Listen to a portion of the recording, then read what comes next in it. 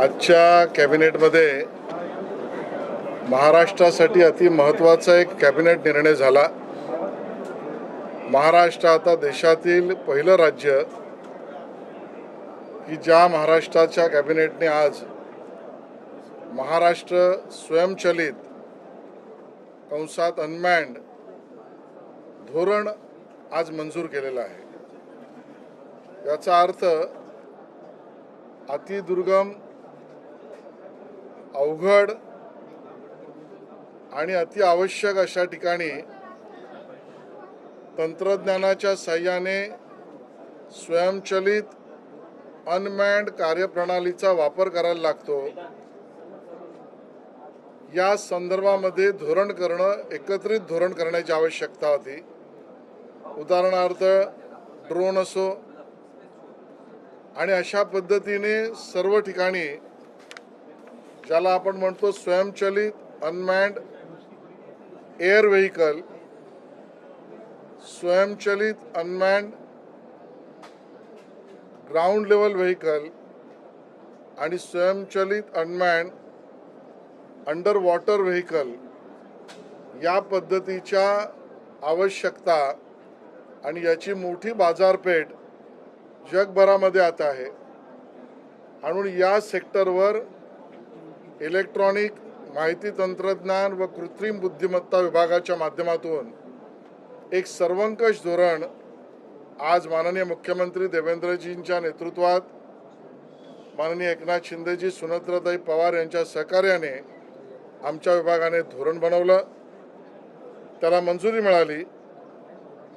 या क्षेत्रात 25,000 कोटीची गुंतवणूक अपेक्षित असणारे धोरण आहे आणि यामध्ये 1 लाखापेक्षा अधिक रोजगार निर्मितीचा संपूर्ण कार्यक्रम डोळ्यासमोर आहे।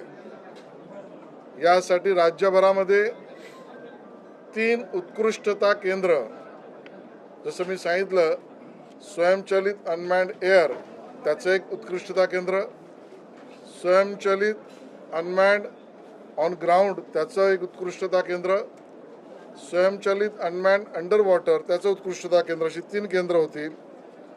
आणि यामध्ये 5,000 रिमोट पायलट्स असं कुशल मनुष्यबळ 5 वर्षात निर्माण करणं, यासाठी स्वदेशी तंत्रज्ञानाच्या आधारावर प्रणाली विकसित करणं, अशा सर्वांसाठी हे धोरण काम करेल।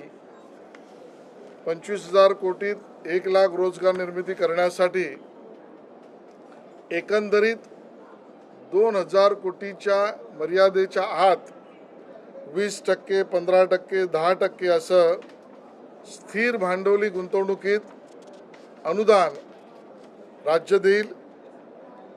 या व्यवसायात उत्पादन, चाचणी, क्षमता विकास, कौशल्य विकास, तंत्रज्ञान विकास याबरोबर या सगळ्या व्यवस्था उभा करण्यासाठी जे प्रस्ताव आणि उद्योग येतील त्यात वीज अनुदानामध्ये सूट दिली जाईल, SGSTचा परतावा यामध्ये मोठी मदत केली जाईल, मुद्रांक शुल्क यामध्ये सबसिडी दिली जाईल, याच्या टेस्टिंग फॅसिलिटी ज्या निर्माण करायच्या आहेत त्या टेस्टिंग फॅसिलिटीसाठी आर्थिक मदत केली जाईल, पुरेसं मनुष्यबळ यासाठी प्रशिक्षण व कौशल्य विकास यात आर्थिक सबसिडी दिली जाईल।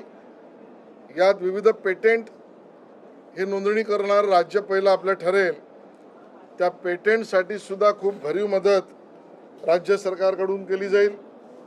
स्थानिक खरेदी करणं हे आवश्यक आहे, ज्यातनं आर्थिक गतिविधी वाढतील, त्यातही मोठी आर्थिक मदत केली जाईल। आणि संशोधन व विकास R&D यासाठी सुद्धा हे सबसिडी धोरण असेल।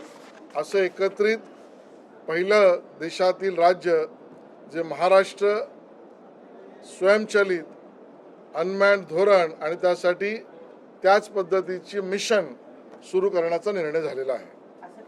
पायलट प्रोजेक्ट वगैरे ठरलेला आहे का, किंवा कुठल्या एखाद्या कंपनीने तुम्हाला अप्रोच केल्यानंतर हे धोरण ठरवलं गेलं? हे धोरण ठरवण्याची पार्श्वभूमी काय? जसं मी सुरुवातीला म्हटलं, अतिदुर्गम भागात काम करणं, अवघड क्षेत्रात मानवी संपर्कातून काम करण्यातल्या मर्यादा असताना तिथे व्यवस्था निर्माण करणं. आपल्याला माहिती आहे, लखपती दिदी या कार्यक्रमांतर्गत ड्रोन दिदी असे कार्यक्रम उभे करणं. आजकाल वैद्यकीय सेवांना सुद्धा ड्रोन किंवा स्वयंचलित अनमॅन्ड पद्धतीने डिलिव्हरीज या सुरू होणं. संरक्षण क्षेत्रात आपण बघितलं, आता ड्रोन आणि ज्याला आपण स्वयंचलित अनमॅन्ड विविध गोष्टींचा उपयोग केला जातो, त्या संरक्षणाची बाजारपेठ मोठ्या प्रमाणात निर्माण होणं. अशा असंख्य गोष्टीत मोठी ऑपॉर्च्युनिटी जगातली भारताकडे आहे आणि त्यातही महाराष्ट्राकडे ती आपल्याला आकर्षित करायची आहे. आणि म्हणून विविध संस्था, यामध्ये आपण 6 शैक्षणिक संस्थांशी करार करणार आहोत. त्यांच्या माध्यमातून याचा कार्यक्रम, अभ्यासक्रम विकसित मनुष्यबळ निर्माणाचा होणार आहे.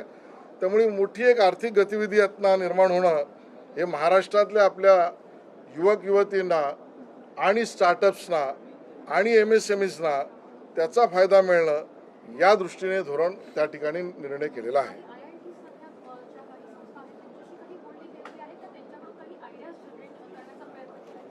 हे धोरण बनवतानाही विविध क्षेत्रातील तज्ज्ञ मंडळी, काही तंत्रज्ञानातील विशेषज्ञ, शैक्षणिक क्षेत्रातील IIT सारख्या अन्य संस्था आणि त्यांच्याशी चर्चा मसलत अशा सर्व स्टेक होल्डर्सना बरोबर घेऊन हे धोरण त्या ठिकाणी व्यावहारिक, ज्यामध्ये मनुष्यबळ निर्माण होईल, ज्यामध्ये टेस्टिंग फॅसिलिटी निर्माण होईल, ज्यामध्ये प्रयोगशाळाही निर्माण होतील, ज्यामध्ये गुंतवणुकी होईल, ज्यामध्ये बाजारपेठ निर्माण केली जाईल आणि या सगळ्यांचं मनुष्यबळ निर्माण करण्यासाठीच्या व्यवस्था ITI सहित पॉलिटेक्निकला सागर किनारी त्या तिथे अंडर वॉटर व्हेकल्स याचं काम होईल. बरोबरीने ज्या ठिकाणी एअर फॅसिलिटीज आहेत, स्ट्रिप्स आहेत, त्या ठिकाणी एअरमध्ये काम करणाऱ्या पायलटच्या प्रशिक्षणाच्या विषयात सुद्धा काम केलं जाईल. म्हणजे अनमॅन्ड म्हणजे स्वयंचलित पायलटचा विषय आहे. अशा सर्व अर्थाने याचा सर्वंकष विचार केलेला आहे. राजकीय प्रश्न आहे. खरं तर पांढऱ्या पट्ट्यांचा वाद जो आहे तो आता सध्या मोठ्या प्रमाणात पाहायला मिळतो. सातत्याने मनसेनं भूमिका घेतली की जिथे जिथे जैन धर्मियांकडनं ज्या पांढऱ्या पट्ट्या वाकण्यात आलेल्या आहेत त्या संदर्भात विरोध होतोय, आंदोलन होतंय. या संदर्भात आपली काय भूमिका आहे?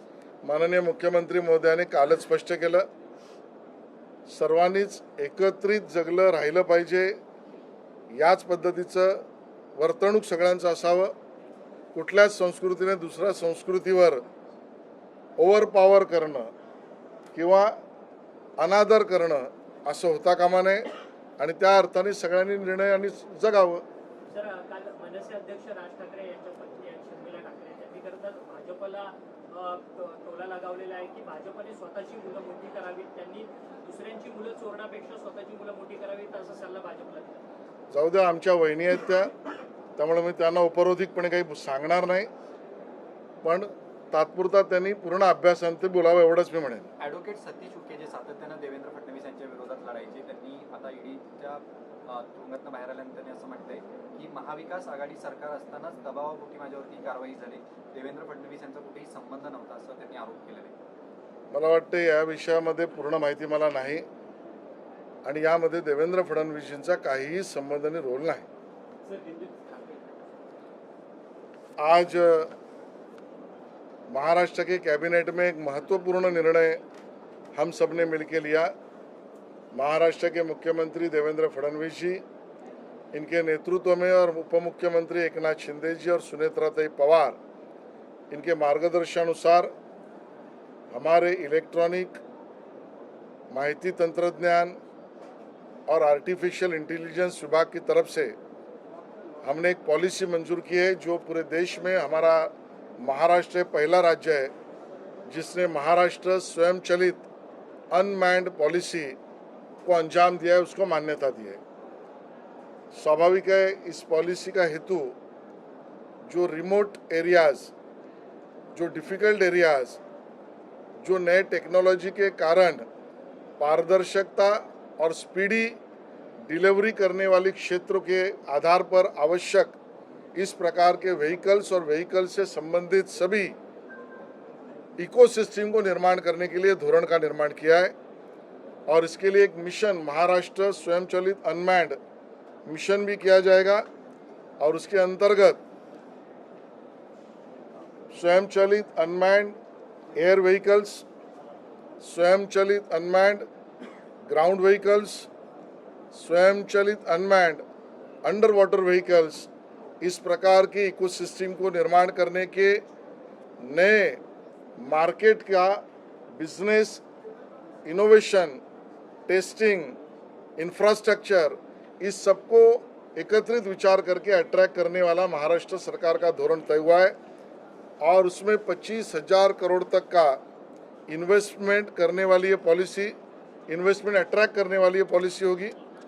स्वाभाविक है 1 लाख से भी ज़्यादा रोजगार निर्माण किए जाए, इस प्रकार की सोच कर ये पॉलिसी हमने बनाई है। इसके लिए पूरे महाराष्ट्र में 3 सेंटर ऑफ एक्सलेंस 3 बनाए जाएंगे, एरियल, ग्राउंड और अंडर वाटर के लिए।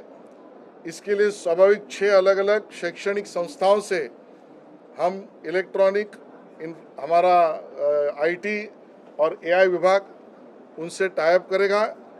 इन सब के लिए 5,000 रिमोट पायलट्स की निर्मित का ट्रेनिंग्स भी किए जाएंगे और सरकार दरबार में भी अलग अलग प्रकार के ट्रेनिंग के कार्यक्रम और विशेष रूप से स्वदेशी तंत्रज्ञान के आधार पर इस टेक्नोलॉजी का विकास हो, इस प्रकार का इनोवेशन, ये सभी को लेकर बड़े सब्सिडी को हम लेकर आए हैं, जिसमें स्टैम्प ड्यूटी में सब्सिडी दी जाएगी, इलेक्ट्रिसिटी में सब्सिडी दी जाएगी।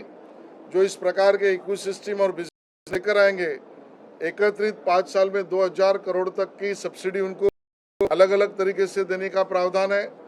R&D, रिसर्च और डेवलपमेंट करने वाले को भी सब्सिडी दी जाएगी।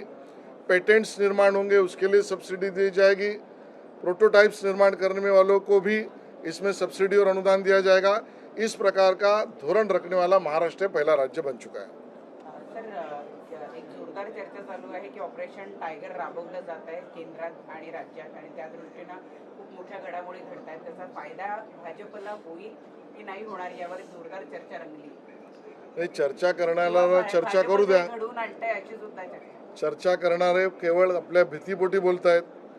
मला असं वाटतं या विषयामध्ये उपमुख्यमंत्री एकनाथ शिंदेजी आणि देवेंद्रजींनी भूमिका स्पष्ट केली आहे। आज संजय राऊत असं म्हणतात की सगळ्या खासदारांनी मुलाबाळांची, देवांची शपथ घेतलेली आहे आणि हे कुठेही जाणार नाही। मला असं वाटतं संजय राऊत रोज नवीन अफवा पसरवणारे अफवावीर आहेत आणि त्यामुळे महाराष्ट्राचे हास्य जत्रा जशी आहे तशी महाराष्ट्राच्या अफवांचे हास्य जत्राकार हे संजय राऊत आहे।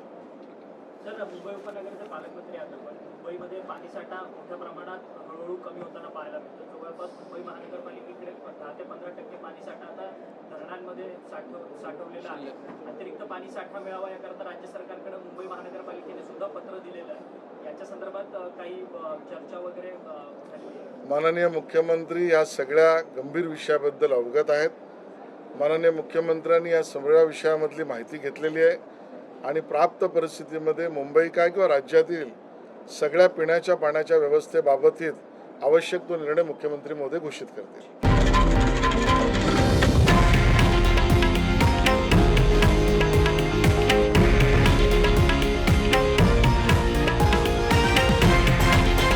हे आहे देशातील नंबर 1 न्यूज नेटवर्क आणि आपण पाहत आहात TV9 मराठी, एकमेव।